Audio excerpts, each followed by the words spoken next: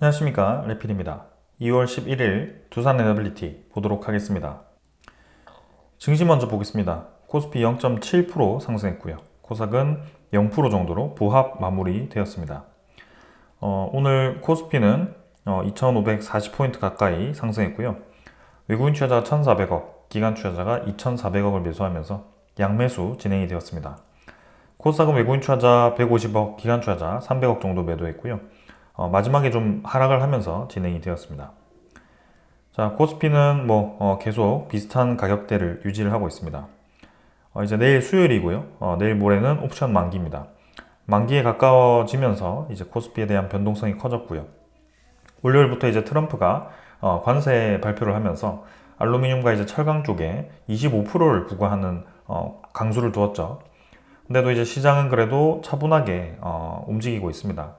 자, 이제 내일 아침에는 트럼프가 또 보편 관세, 그러니까 상호 관세를 발표할 가능성이 있습니다. 결국에는 상호라는 것은 각 국가에 맞게 관세를 발표하겠다라는 뜻인데요. 아무래도 미국으로부터 이득을 많이 가져가는 국가에게 이 관세를 매길 가능성이 큽니다.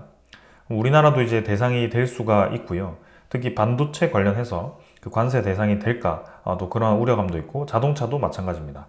그래서 내일 아침에 또 기습적으로 그러한 발표가 나올 수 있기 때문에 우린 조금 더 봐야 될 것 같고요. 그래도 이제 한국 같은 경우는 특히 미국의 대미 투자를 좀 많이 진행했고요. 그리고 이제 무역에 대한 흑자를 우리가 좀 많이 보는 것 같지만 결국에는 그 미국의 투자를 위해서 나가는 설비에 대한 수출도 신고가 되었기 때문에 그러한 것들까지 친다면 사실 우리나라가 그렇게까지 미국으로부터 흑자를 많이 보는 건 아닐 수 있습니다. 그래서 트럼프가 그러한 것들을 고려를 하는 것인지는 모르겠지만 일단 내일 한번 좀 보도록 하겠습니다. 자, 그래서 코스피는 바닥 라인에서 반등을 위한 준비를 하고 있습니다. 투자자는 이제 외국인 투자자가 그래도 이틀 매도 이후에 다시 매수로 전환을 했고요. 기관 투자자는 금융투자, 그다음에 연기금 투자자 위주로의 매수가 집중되고 있습니다. 특히 연기금 투자자는 최근에 매도를 언제 했는지 기억이 나지 않을 정도로 계속 코스피를 매수를 해주고 있습니다. 12월 27일 이후부터는 하루도 빠짐없이 매수를 해주고 있는 상황입니다. 외국인 투자자는 지금 매수 매도를 반복하고 있고요. 이제는 좀 코스피에서 크게 좀 빠져나가는 분위기는 좀 해소가 되는 그런 상황입니다. 코스닥은 지금 0%고요. 계속 최근에 반등을 이어가고 있습니다. 특히 이제 기술주 관련 종목들 좀 이때 800포인트, 900포인트 갈 때는 2차 전지에 대한 비중이 상당히 큼으로써 좀 그쪽에 이제 종목들이 쏠려 있어서 코스닥이 그 2차 전지가 하락하면서 내려가는 그림이 나왔는데 최근에 이 상승분은 2차 전지가 반등해서가 아니라 2차 전지 외에 이런 반도체 관련 종목들이 또 올라가기 시작합니다.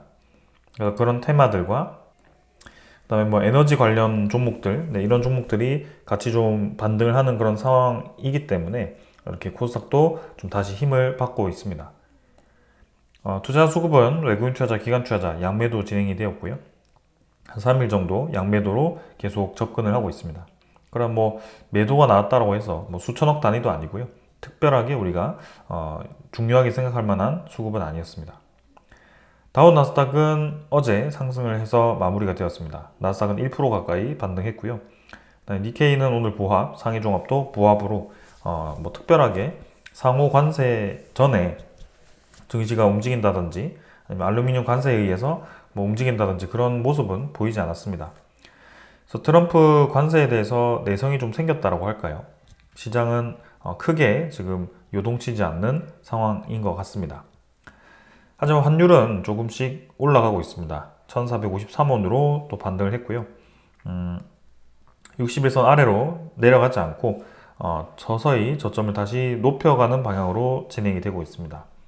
그래서 언제든지 어떠한 명분이 나왔을 때 환율이 다시 올라갈 수 있는 그런 상황이기 때문에 우리가 경계를 늦춰서는 안 될 것 같고요. 1480원대는 조금만 올라도 금방 도달할 수 있는 범위이기 때문에 우리나라에 있어서는 상당히 부담스러운 구간인 것도 사실입니다. 이전에는 1400원 중반을 찍고 빠르게 떨어졌다고 한다면 지금은 이제 그러한 움직임이 아니라 바닥을 받치면서 다시 올라갈 수 있는 그림이 만들어지고 있거든요.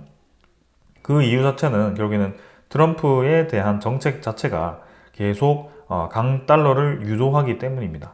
네, 그래서 지금 뭐 관세 정책을 계속 펼치면서 부각이 되는 것이 인플레이션이기 때문에 그 인플레이션을 본다라고 한다면 금리를 내릴 수가 없는 상황이죠.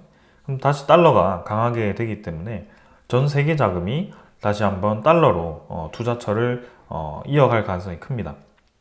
그래서 그러한 것들이 가속화될 수 있다는 점. 그러면 그런 관점으로 보았을 때는 코스피의 시장에서는 사실 투자자가 코스피에 유입되는 것이 조금 보수적으로 될 수 있고 크게 들어오지 않을 수도 있다는 점에서 좀 아쉽긴 합니다. 그래도 최근에 이제 시장을 보았을 때는 확실히 이제 뭐 트럼프에 대한 관련 종목들이라든지 좀 이제 성장 관련 종목들은 계속 힘을 받아서 올라가는 그림이 나오고 있습니다. 그래서 지수는 그렇게 많이 반등하지 못하지만 우리가 종목을 좀 잘 선정을 한다면 충분히 수익을 볼 수 있는 그런 시장이기도 하기 때문에 좀 더 그런 부분에 대해서 살펴보도록 하겠습니다. 지수 선물은 지금은 하락을 하고 있습니다. 0.5% 정도. 크게 뭐 많이 내려가지 않고 있는데요. 내일까지 한번 보겠습니다. 아무래도 아침에 어떻게 될지를 좀 봐야 될 것 같고 국제유가는 73달러, 천연가스 3.5달러까지 또 반등을 하면서 치고 나가기 시작합니다. 그래서 쉽사리 지금 원자재 가격이 떨어지지 않고 있는 그런 상황입니다. 아무래도 채권금리도 4.5%로 계속 올라가는 분위기죠. 트럼프가 강제를 좀 하고 있는 상황이고요. 이번 주엔 또 이제 CPI 지표까지 발표가 되기 때문에 그 CPI 지표가 과연 이제 어떻게 나올 것인가? 시장 예상치보다 높게 나온다면 당연히 이제 기름을 붓는 격이겠죠. 그래서 인플레이션에 대한 우려가 현실화되었다. 이제는 금리를 내릴 수 없을 것이다라는 것이 기정사실화가 될 겁니다. 그래서 달러 지표가 계속 높아질 거고 우리나라 시장에서는 그 상황이 된다면 상당히 부담스러울 수밖에 없는 상황이 될 겁니다. 그래서 CPI 지표는 그래도 차분하게 내려오는 것이 맞지 않겠나라는 생각인데 한번 보겠습니다. 자, 그래서 국채금리 4.5%로 진행되었고요. 오늘 뭐 특별하게 더 볼만한 사항은 없습니다. 전반적으로 지금은 특별한 변동 없이 진행 중인데요. 여전히 우리의 인플레이션 우려, 그 다음에 미국의 국채금리 상승으로 인한 한국 증시에 대한 자금 이탈, 이러한 것들이 우려되는 것은 사실입니다. 그래서 차분히 이번 연초도 넘어가야 될 것 같고요. 이제 트럼프가 관세를 본격적으로 부과하는 시기도 우리가 주의를 해야 될 것 같습니다. 여러 가지 주의점들이 있는데 하나씩 잘 풀어가 보도록 하겠습니다. 자, 오늘 여기까지 하고 종목으로 넘어가도록 하겠습니다. 두산에너빌리티 보겠습니다. 550원 상승해서 2.4% 상승했고요. 23,550원으로 마무리가 되었습니다. 시간의 거래는 어제와 비슷하게 흘러갔고요. 23,750원으로 200원 정도 상승했습니다. 일별 거래가 작았고요. 516만 주 정도로 전날과 유사했고 조금 적었죠. 그래서 뭐 전날 하락한 부분 좀 메워주었는데요. 사실 뭐 오늘 특별한 움직임은 아니었습니다. 그래서 내일 모레가 옵션 만기죠. 만기를 앞두고 이제 상승이 시작되었고요. 만기에 가까워질수록 이제 두산에너빌리티가 또 상승을 이어가는지 한번 보도록 하겠습니다. 아무래도 주기적인 이벤트성으로 움직이는 모습이 강했고요.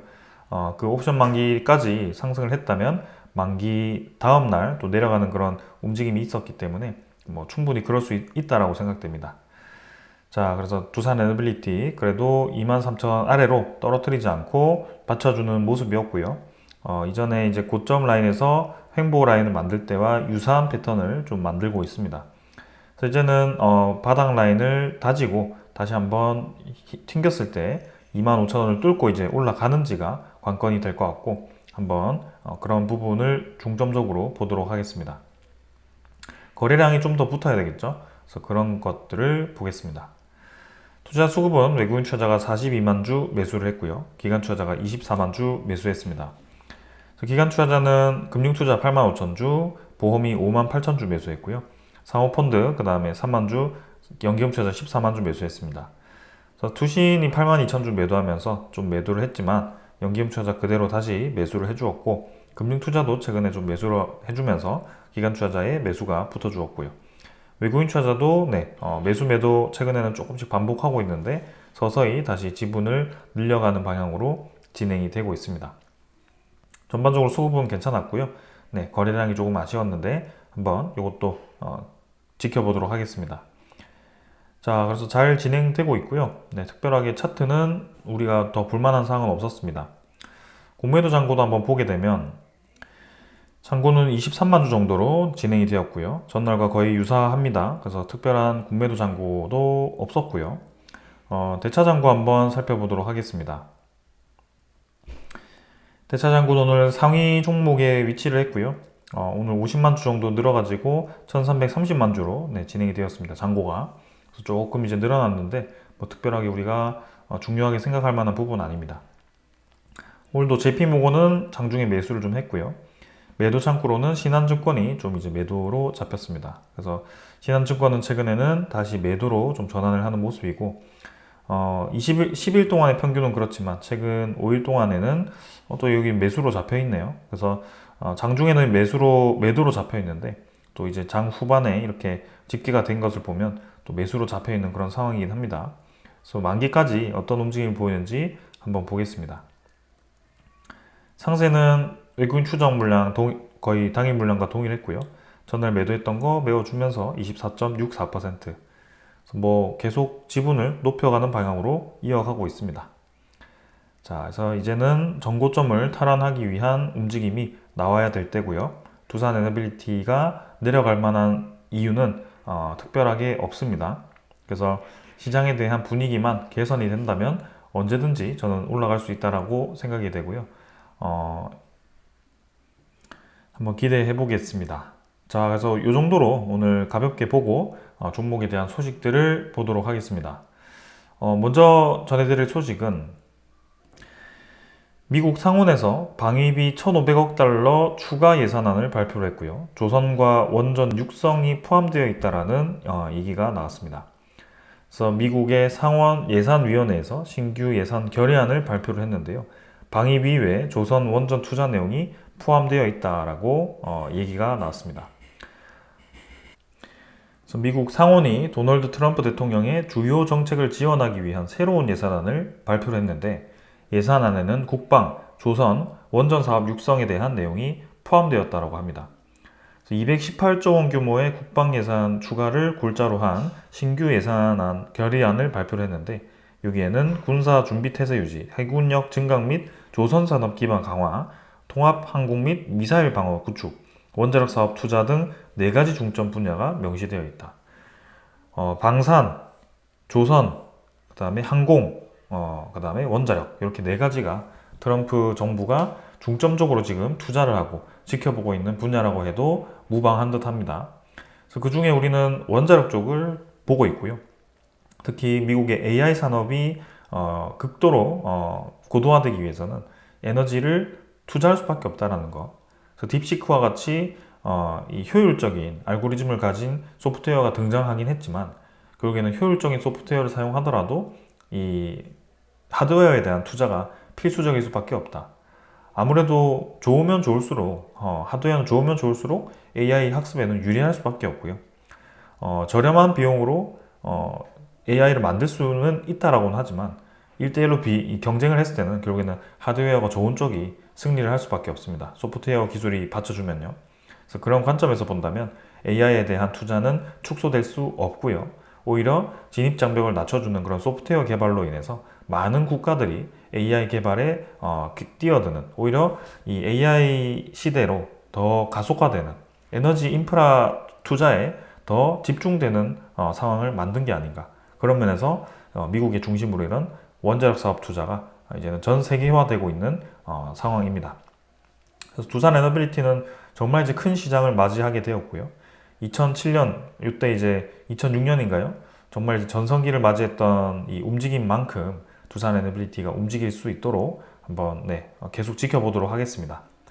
뭐 그때 이제 최고점을 찍긴 했지만 지금 이제 시가총액 비교했을 때도 지금이 조금 낮긴 한데 아무래도 한 4만 원 정도까지 올라가면 그때 시가총액을 넘어설 것 같습니다. 그래서 두산 에너빌리티가 과연 얼마나 이제 움직일까? 그리고 하루아침에 간 게 아니라 그때도 이제 몇 년간 움직였기 때문에 그 몇 년간의 지금 이제 일감들이 터지고 있는 그런 상황입니다. 그래서 개인적으로 2025년은 상당히 기대가 되면서도 이제 이 시장에 대해서 조금만 우리의 이 목표를 달성할 때까지만 시장이 좀 안정화되었으면 하는 그런 바람이 있습니다. 자, 그리고 이제 미국뿐만이 아닙니다. 유럽도 마찬가지 AI에 대한 집중적인 투자를 요구를 하고 있습니다. 파리에서 AI 정상회의가 열렸고요. 유럽의 투자 확대를 호소하는 마크롱의 외침이 있었습니다. 그래서 미중 인공지능 패권 경쟁이 거세지는 가운데 제3차 AI 행동 정상회의가 10일 파리에서 개막을 했습니다. AI 경쟁에서 뒤처진 유럽은 이번 정상회의를 계기로 AI 성장의 발판을 마련하겠다라고 얘기를 한 거고요. 마크롱 프랑스 대통령의 중심으로 이렇게 움직이는 것 같습니다. AI 시장을 노려서 저탄소 에너지원인 프랑스 원전을 자랑을 했고요. 아무래도 AI와 원전이 연결되는 이유가 분명히 있습니다. 안정적인 에너지 공급과 고밀도의 그런 이제 좁은 영역에서의 많은 에너지가 필요한 그런 상황이기 때문에 결국에는 원전이 필수적일 수밖에 없고요. 석탄 에너지를 사용하는 것이 사실 지구 온난화 입장에서 부담스럽기 때문에 석탄을 배제한다면 이제는 LNG나 원전밖에 없는 그런 상황입니다. 자, 그래서 분명히 AI에 대한 그런 이 붐이 미국뿐만이 아니라 유럽, 이제는 우리나라도 일어날 거고요. 우리나라도 이제 거기에 대한 움직임이 있습니다. 자, 과연 이제 이 신규 원전에 대한 건설이 11차 전력 소국 기본 계획이 보고가 될지 말지 모르겠지만 이제는 19일에 전력계획 국회 보고가 전망되고 있는 그런 상황입니다. 아직까지는. 하지만 이제 항상 이러한 이 가능성을 제시하고 항상 그때 가까워지면 또 이 갈라져 가지고 또 밀리고 지금 이제 도대체 몇 개월째 밀리는지 모르겠습니다. 아무튼 이제 당 내에서도 우리나라 야당 민주당 내에서도 이 원전에 대한 필요성의 목소리가 나오고 있는 상황이고요. 이제는 AI를 인정할 수밖에 없는 상황입니다. 네, AI는 분명히 이제 데이터 센터로 연결되고 데이터 센터는 그 결국에는 전력에 대한 수요가 발생할 수밖에 없고 그 전력의 질 자체가 결국에는 신재생에너지로만은 충당하기는 어렵더라. 그래서 에너지 믹스라든지 그 다음에 전력 수요를 충족한 것이 다가 아니죠. 결국에는 비싼 거 말고 경제성이 좋은 에너지를 써야지만 AI에 대한 경쟁성이 그죠? 생긴다. 그래서 그러한 산업 경쟁력을 확보하기 위해서는 이 전력에 대한 효율과 경제성을 두 가지를 잡을 수 있는 에너지가 필요한데 그게 지금은 미국과 유럽의 이 움직임을 보았을 때는 원자력이 가장 최적의 에너지로 주목을 받고 있더라. 그래서 신규 대형 원전과 이제 SMR 우리나라도 11차 전력 수급 기본 계획에 일부 포함이 되어 있고요. 뭐 그렇다고 엄청나게 공격적인 투자를 보고한다는 것도 아니죠. 결국엔 신규 원전 대형 원전 2기와 소형 모듈 원전 1기를 짓겠다라고 보고를 하는 겁니다. 그래서 그거를 이제 통과를 시킬지 말지 한번 보도록 하겠습니다. 그리고 계획 기간 자체가 2024년부터이기 때문에 이미 작년에 보고가 되었어야 되는 이 정기분이 아직까지도 진행되지 않고 있습니다. 일단 17일에 에너지 3법, 전력망 확충법, 고준위 방패장법, 해상풍력법이 이제 통과가 될지를 좀 봐야 되고요. 그 다음에 반도체 특별법 요것도 같이 봐야 됩니다. 그래서 17일이면 이제 다음 주 월요일이네요. 월요일에 그 법안이 통과되는지에 따라서 21차 전력 소국 기본 계획도 보고가 되는지 마는지 결정이 될 것 같습니다. 자, 이제는 이 에너지에는 정쟁이 없어야 됩니다. 이제는 세계가 빠르게 움직이고 있습니다. 서로 먹거리를 차지하기 위해서 서로를 보호하기 위해서 발빠르게 움직이고 있습니다. 여기서 정신 팔고 있으면 정말 우리 먹거리를 다 빼앗기고 그죠? 도움을 요청하는 구걸하는 수밖에 없는 그런 상황이 생길 건데요. 지금이라도 빠르게 움직여야 되는 상황입니다. 아무래도 고환율이 계속 유지될 상황이고요. 트럼프의 저런 정책으로 인해서 고환율을 계속 부추기고 있는 상황이기 때문에 한국 입장에서는 환율이 너무 높습니다, 이미. 근데 연기금까지 이제 동원해가지고 환율을 방어하려고 하는데도 아직도 1,450원대입니다. 여기 이제 IMF 때와 유사하다 말다 뭐 이런 얘기까지 나오는 그런 상황이기 때문에 이게 이제 장기화되었을 때 과연 버틸 수 있을 것인가를 우리는 의문을 가질 수밖에 없고요. 에너지에 대한 그런 이 수입이 다 이제 원자재라든지 그죠? 원유, 특히 천연가스가 다 달러로 우리가 수입을 하고 있습니다. 우리나라 수입 1위 품목이 석유고요. 2위가 아마 2위, 3위가 천연가스일 겁니다. 그 에너지 가격이 기하급수적으로 지금 환율이 올라갈 때마다 올라갈 수밖에 없다. 우리나라는 바로 이제 타격을 받을 수밖에 없는 거거든요. 경제력이 떨어지는 거죠. 그래서 지금 당장에서는 이 석유라든지 천연가스가 올랐을 때 커버할 수 있는 이 에너지, 같은 특성을 가지는 에너지가 필요하더라. 그래서 그게 원전이더라라는 것이 결정된 거고요. 우리나라 아직도 뭐 34% 이제 달성해서 이제 18년 만에 최고 에너지 생산량을 뭐 원자력으로 이제 지정을 하긴 했지만 이게 지금 이제 새로운 투자를 하지 않는다면 꾸준히 이어지지 않습니다. 이제는 향후 5년 동안 하나씩 하나씩 수명을 다하는 원전이 나올 거고요. 그게 10개 정도가 이제 수명을 다할 예정입니다. 그래서 고준위 특별법 빨리 통과시키지 않으면 이 수명 다하는 원전 그대로 멈춘 채로 진행이 되어야 되고요. 이 10개가 다 멈추게 되었을 때는 에너지 공백이 훨씬 심화될 수밖에 없습니다. 원전 에너지 비중이 이제 24%로 낮아졌다고 한다면 뭐 재생에너지를 채워서 이 원전의 10%를 채우려고 한다. 그거는 사실 무리가 있을 수 있습니다. 결국에는 재생에너지와 이 원자력 에너지의 특성 자체가 다르기 때문입니다. 아무리 태양광 많이 깔아서 낮에 많은 에너지를 충당한다고 한들 AI에 대한 데이터 센터의 수요는 전력 수요는 밤에도 필요하거든요. 근데 저녁에는 그죠 밤에는 해가 없기 때문에 태양광으로 전력 수요를 감당할 수가 없습니다. 그러면 결국에는 그 공백 기간에는 석유와 이 천연가스를 사용하게 될 텐데요. 결국에는 이제 우리나라 환율이 계속 높아지는 방향으로 갔기 때문에 에너지 가격도 높아진 상황입니다. 그럼 이제 석유를 많이 쓸수록 천연가스를 많이 쓸수록 우리나라는 계속 에너지 가격이 높아지는 거고요. 그것을 사용하고 있는 기업들의 이 제조력, 그죠? 제조 경쟁력이 떨어짐으로써 상대적으로 값싼 제조를 가진 그런 국가들이 우리나라의 이런 약해진 틈을 타서 시장을 파고 들어갈 겁니다. 그런 것들을 이제 우리가 생각을 해야 되고요. 그런 면에서 지금 공백이 생기지 않도록 하나씩 하나씩 투자를 계속 해야 되고 11차 전력 수급 기본계획 과연 이제 원전 2기, 3기로 충당이 되는 것인가? 이것도 이제 사실 의문이긴 하지만 일단 그렇게 이제 반대를 하니까 합의점에서 그렇게 통과라도 시켜야 된다라는 얘기를 드립니다. 그래서 과연 17일, 그다음에 18일인가요? 그 이틀이 결정이 될 것 같고 그게 통과가 다 된다라고 한다면 우리나라 국내 시장도 이제 정쟁에서 벗어날 수 있는 일단락이 되면서 이제 에너지에 대한 효율성, 그다음에 에너지 인프라를 확충하는 데 집중이 될 것 같습니다.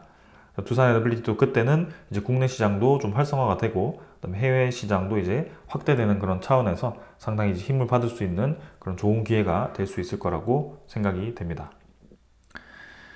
자, 그리고 미국의 애리조나 주에서도 전력 회사들이 신규 원전 부지 공동 모색을 추진하고 있고요. 이제 여러 이 미국의 각 주들이 움직이기 시작합니다. 신규 원전이 필요하다, 그 다음에 SMR이 필요하다는 것을 인정했고 이제 보조금을 받기 위해서는 투자를 해야 되겠죠. 그래서 서로 이제 빠르게 투자를 하기 위해서 그리고 투자 유치를 하기 위해서 움직이는 그런 상황이고요. SMR 특히 많이 관심을 받고 있습니다. 그리고 이제 SMR 관련 기업들 중에서도 특히 이 엑스에너지가 아직 상용화는 하지 않았지만 지금 많은 투자를 받고 있고요. 특히 아마존에서 지금 7억 달러 투자 유치를 해서 상당히 힘을 받고 있거든요. 그래서 이제는 이 XE100이라는 모델을 가지고 건설을 할 거고 그게 2030년대 초 마무리이기 때문에 이제 곧 건설에 대한 준비를 할 것 같습니다. 그래서 워싱턴주라든지 이런 쪽에 지금 이미 계약을 하고 있는 그런 상황이고요. SMR에 대한 개수가 점점 이제 보급 개수가 많아짐으로써 두산 에너빌리티에 또 그 원자로라든지 기자재에 대한 공급 계약을 할 것 같습니다. SMR은 당장 지금 이제 두산 에너빌리티로 막 이제 발주가 쏟아지는 건 아니지만 향후 이제 6개월 뒤면 좀 이제 어느 정도 윤곽이 드러나지 않을까라는 생각이고요. 이미 그러한 기대감만으로도 두산 에너빌리티 주가를 움직이기에는 충분하다. 이제는 SMR이 뜬구름 잡기가 아니라 트럼프 미국의 대통령이 직접 밀어주고 미국 에너지부 장관이라든지 전체 의회에서 이제 밀어주고 그다음에 이 AI와 연결되는 그런 고리들이 다 이제 유럽이라든지 아시아라든지 이런 모든 국가들이 다시 한번 원자력에 관심을 가지기 시작했다는 이 시장이 상당히 이제 힘을 받고 있습니다. 자, 그래서 두산 에너빌리티는 뭐 계속 좋은 상황이죠.